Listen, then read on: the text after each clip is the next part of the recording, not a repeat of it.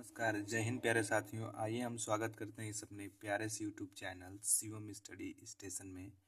मैं वर्णमाला से रिलेटेड क्वेश्चन करा रहा हूँ जो प्रीवियस ईयर एग्जामों में पूछे गए हैं, आपके यूपी पुलिस हो, यूपीएसआई हो या यूपी ट्रिपल एससी हो। ठीक है, तो मैंने इसका 2 पार्ट अपलोड कर दिया अपने चैनल पे। ये मैं आप आज को आप जो है तीसरा पार्ट यानी जो थर्ड पार्ट है ये कराऊंगा, और इसमें पूरा मतलब इन 3 वीडियो से बाहर कुछ भी नहीं, मतलब पूरा क्वेश्चन कंप्लीट। इसमें हम क्वेश्चन नंबर 51 से लेके चलेंगे। क्या है कि इनमें से कौन सा वर्ड अघोष है? ऑप्शन ए है ड, ऑप्शन बी है ये झ से झंडा वाला, ऑप्शन सी है च, फिर डी है ज। तो 51 का राइट आंसर होगा अघोष पूछा है ना, च। फिर क्या है कि कंठ महाप्राण घोष व्यंजन वर्ड का उदाहरण कौन सा है? ऑप्शन ए है ख, ऑप्शन बी है क, ऑप्शन डी है अंगा, ऑप्शन डी है ह। तो 52 का हमारा राइट आंसर क्या हो जाएगा? ह, जिसे आप काकल्य वर्ड भी कहते हैं। फिर क्या है कि तालव्य महाप्राण अघोष व्यंजन वर्ड का उदाहरण कौन सा है? तालव्य के बारे में बात कहा है ना आपके कि कौन सा है? ए ठ, बी छ से छाता वाला ये, ठीक है, फिर सी थ, डी ये। तो 53 का राइट आंसर होगा आपके बी। क्या होगा? बी। ठीक है, नेक्स्ट है कि मूर्धन्य महाप्राण अघोष व्यंजन वर्ण का उदाहरण कौन सा है? 54 का क्या होगा? ये बी हो जाएगा, ठ से ठठेरा वाला। फिर कोष्ठ दीर्घ स्वर वर्ण का उदाहरण कौन सा है? कौन सा है आपके? री से ऋषि, ओ बड़ा ऊ या फिर ए। तो क्या होगा आपके? ये बी वाला राइट हो जाएगा। फिर क्या है कि कंठ तालव्य दीर्घ स्वर वर्ण का उदाहरण कौन सा है? कौन सा है आपके? इसमें भी डी राइट होगा। ठीक है, नेक्स्ट है कि इनमें से संवृत स्वर कौन सा है? 57 का संवृत पूछा है ना, ई, जिसको आप स्त्रीलिंग के समूह में आता है। ठीक है, पूछा है कि झ व्यंजन उच्चारण स्थान प्राण और घोष के अनुसार किस प्रकार का वर्ण है? तो किस प्रकार का हो जाएगा आपके? तालव्य महाप्राण और घोष। संयुक्त व्यंजन का उदाहरण कौन सा है? 59 इया, बी ध, डी अंगा, डी ज्ञा या ज्या बोलते हैं इसको। तो इसका राइट आंसर हो जाएगा डी। क्या होगा आपके? ये डी होगा। फिर क्या है कि ओष्ठ महाप्राण अघोष व्यंजन वर्ण का उदाहरण कौन सा है? 60 का हो जाएगा आपके। ओष्ठ पूछा है ना, प फ ब ब ये वाली म तक ले। ठीक है, मूर्धन्य अल्प प्राण व्यंजन कौन सा है? मूर्धन्य के बारे में पूछा है ना, ये ट ठ ड ढ वाला जो वर्ग है ये हो जाएगा। इनमें से कौन सा वर्ण अघोष महाप्राण है? 62 का क्या कह रहा है? अघोष महाप्राण ख हो जाएगा। फिर क वर्ग में कितने घोष व्यंजन वर्ण कितने हैं? ऑप्शन ए है 4, ऑप्शन बी है 2, ऑप्शन सी है 1 है, ऑप्शन डी है 3। तो 63 का क्या हो जाएगा आपके? सी।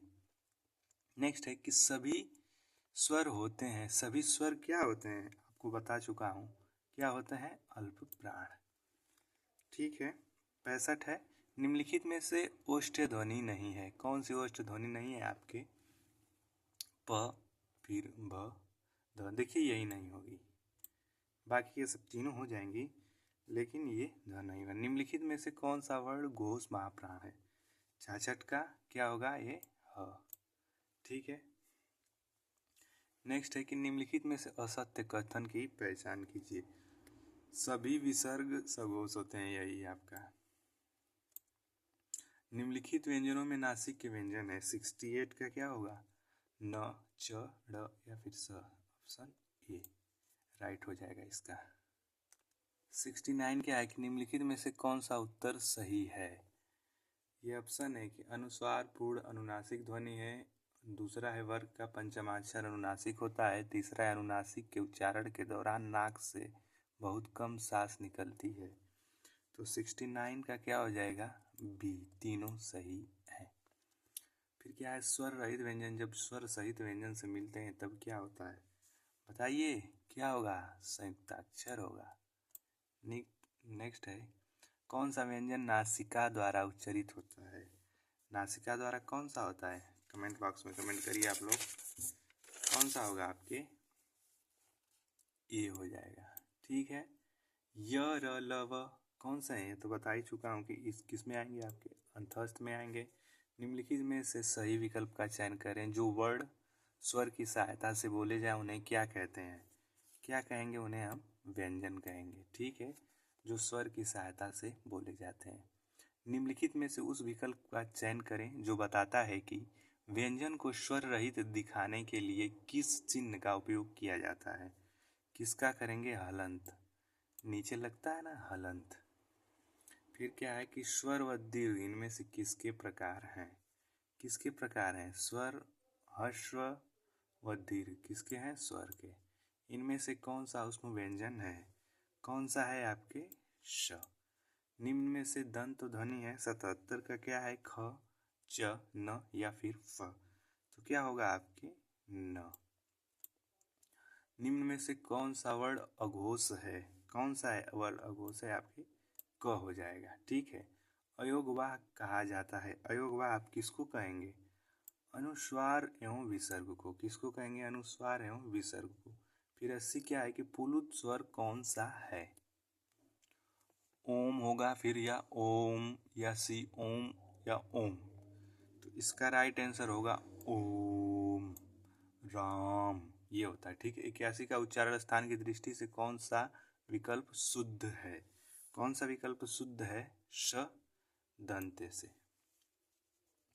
संगम शब्द में किस तरह की अशुद्धि है, जो संगम है इसमें अनुनासिक, किसकी अशुद्धि है, अनुनासिक की। फिर क्या है कि हिंदी स्वरों का वर्गीकरण जब जीभ के भाग के आधार पर किया जाता है तो निम्नलिखित में से कौन सा भेद इसके अंतर्गत नहीं आएगा। 83 का क्या हो जाएगा, विवृत स्वर। ठीक है, निम्नलिखित में से कौन सा संयुक्त स्वर नहीं है, यानी कि जो संयुक्त स्वर कौन सा नहीं है आपके हो जाएगा ये बड़ा ऊ। निम्नलिखित में से कौन सा दीर्घ स्वर है, ऑप्शन ए है आ, ऑप्शन बी है ऊ, ऑप्शन सी है ई, ऑप्शन डी है री, तो 85 का क्या होगा आपके आ। इनमें से दंत ध्वनियां हैं, दंत ध्वनियां आपकी कौन कौन हो जाएंगी, त, थ, द, ध। ठीक है, फिर क्या है, निम्नलिखित भाषा में मूल ध्वनियों के लिए जो चिन्ह मान लिए गए हैं तथा जिस रूप में ये लिखे जाते हैं उसे कहते हैं। 87 का क्या कहते हैं, उसको लिपि कहते हैं, जिसके लिखे जाते हैं उसको हम लिपि कहते हैं। निम्नलिखित में से कौन सा अंतस्थ व्यंजन है, पीछे बता के आया हूँ, कौन सा हो जाएगा आपके ल। र का विवरण है, र का विवरण किसमें है, वर्त से लुंठित सघोष अल्पप्राण व्यंजन।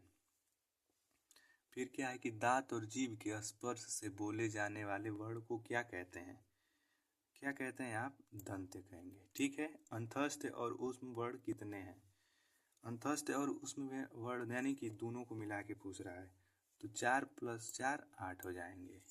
ठीक है, क्वेश्चन नंबर 92 है कि इनमें से यानी उच्चारण स्थान इनका कहाँ है। आप लोग को 92 विजुअल हो रहा है क्वेश्चन, कहाँ है इनका, तालव्य से। दीर्घ का वर्ण विक्षेप है, मतलब इसको जब 4 के आप लिखेंगे तो किस तरह लिखेंगे, 93 है, यही ऑप्शन ए ही सही हो जाएगा। काकल्य वर्ण कौन सा है, देखिए बताया हूँ, काकल्य वर्ण आप ह को कहते हैं, किसको कहेंगे, ह को। ठीक है, फिर क्या, मात्रा के आधार पर स्वर कितने प्रकार के होते हैं, 95 कितने प्रकार के होते हैं, 3। ठीक है, 3 प्रकार के हो जाएंगे। फिर है, निम्न में ओष्ठ वर्ण कौन सा है, 96 का ओष्ठ वर्ण है आपका ऊ। निम्नलिखित में से कौन सा दीर्घ स्वर नहीं है, कौन सा नहीं, आप लोग कमेंट बॉक्स में कमेंट करिएगा, डी। च और छ वर्ण का उच्चारण स्थान कौन सा है, 98। 98 का च और छ का वर्ण का उच्चारण स्थान कौन सा है, कौन सा हो जाएगा आपके, तालु। क, ग, ज, फ ध्वनियां हैं, देखिए काजल, गजल जो होता है ना, 99 का क्या होगा, अरबी और फारसी, अरबी और फारसी की। आधुनिक व्याकरण की दृष्टि से ब,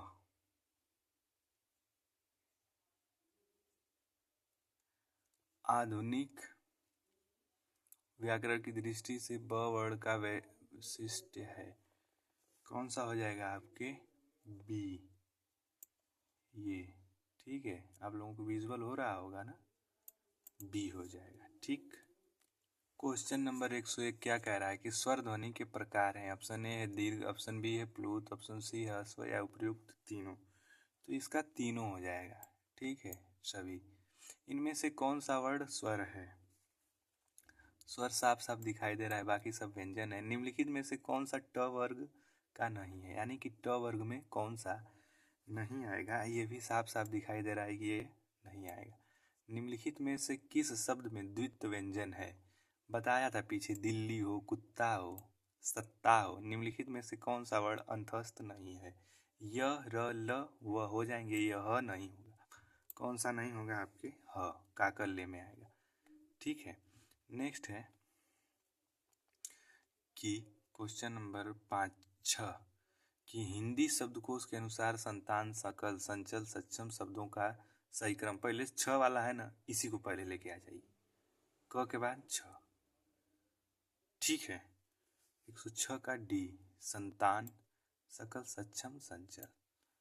ठीक। क्वेश्चन नंबर 107 अनुनासिक का संबंध होता है। अनुनासिक का संबंध किससे होता है?